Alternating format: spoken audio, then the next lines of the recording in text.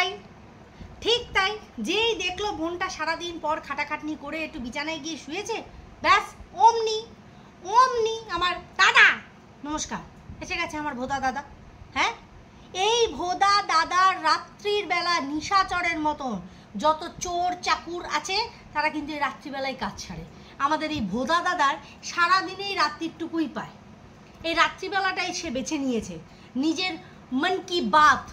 এই শু বরাবর বলতো না যে এই বাচ্চার বাবা আসবে মন কি বাত বলতে, আমাদের ভোদা দাদাও কিন্তু রোজ রাত্রিবেলা একটা পার্টিকুলার টাইম বেছে নিয়েছে যেখানে এসে সে কিন্তু নিজের মন কি বাত বলে যাচ্ছে। কিন্তু এই মন কি বাত যদি সরাসরি তার মন থেকে বেরোতো তাহলে আমি মেনে নিতাম, কিন্তু এটা যদি স্ক্রিপ্টেড বাত হয় তখনই তো মুশকিল, তখনই মুশকিল। একটা মানুষ যে কিনা গুছিয়ে ঠিক করে কথা বলতে পারে না, একটু নড়বড়ে, তাকে যদি মানুষ আরও গুছিয়ে লিখে দেয় যে তুমি এটা বলো, সে আরও ঘেটে ঘ হয়ে যায়। আজকে আমাদের ভোদা দাদার কিন্তু সেই দশাই হয়েছে। আহারে, তোমরা কিচ্ছু বোঝো না। আমাদের ভোদা দাদা কেন এসেছিল কালকে ভিডিওতে কেন এসেছিল?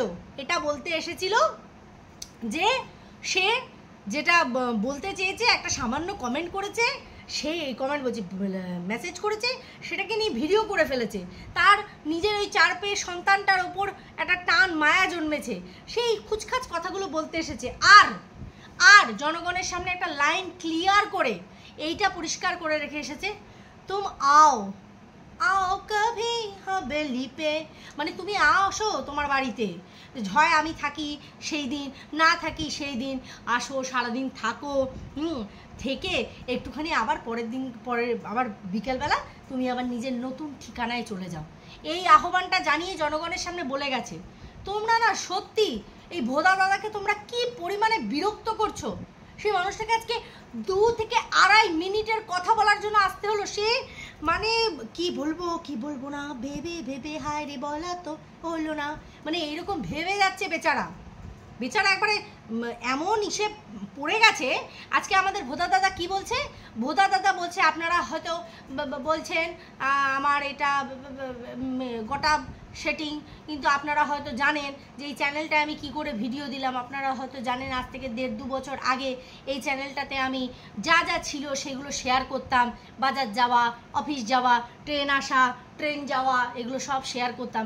বলছি দাদা, এই যে বউকে আপনি যে এত ভালোবাসেন, যে বউয়ের কথা অনুযায়ী বউয়ের সমস্ত ন্যায় অন্যায়গুলোকে একদম এরকম করে ঢেকে দিয়েছে, এই দেখতে পাচ্ছ না তো 1 2 3 দেখিয়ে গেছে, আপনি দেখতে পাননি তো। সেখান থেকে দাঁড়িয়ে এই ভিডিও করার টেকনিকটাও বউয়ের কাছ থেকে রপ্ত করে নিয়েছিলেন, ভিডিও করতেন, কিন্তু সেইটাকে পাবলিক কি আপনি করতেন?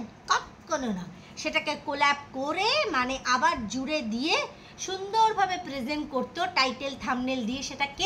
সেটা আপনার স্ত্রী, যে কিনা এখন বাড়িতে নাই। তো সেই স্ত্রীর কথা শুন না আপনি যে আজকে কিছু কথা আমাগরে কইতে বইছেন, সেটা শুন না তো চক্ষু চরক গাছ।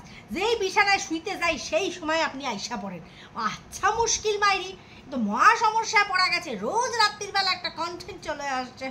যাই হোক, সেটা বড় কথা না, বড় কথা হচ্ছে আমাদের বেরুদাদা বলতে চাইছে, কিন্তু আসল কথাতে কিন্তু একদম স্পিকটি নট, একদম এই করে মুখটা পুরো আটকানো, ঠিক আছে?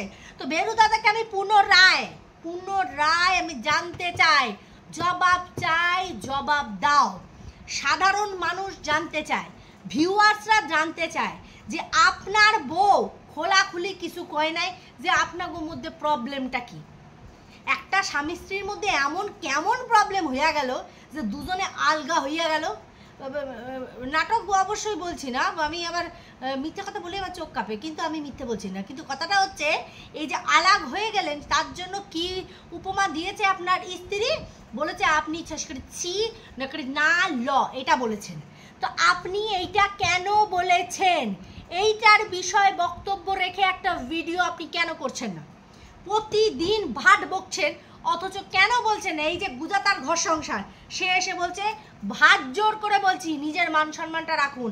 মানে গুজাতার ঘর সংসারও বুঝতে পারছে, সামনাসামনি দেখেছে তো এই যে কত বড় বউ ভক্ত হনুমান, সেটা তো গুজাতা জানে।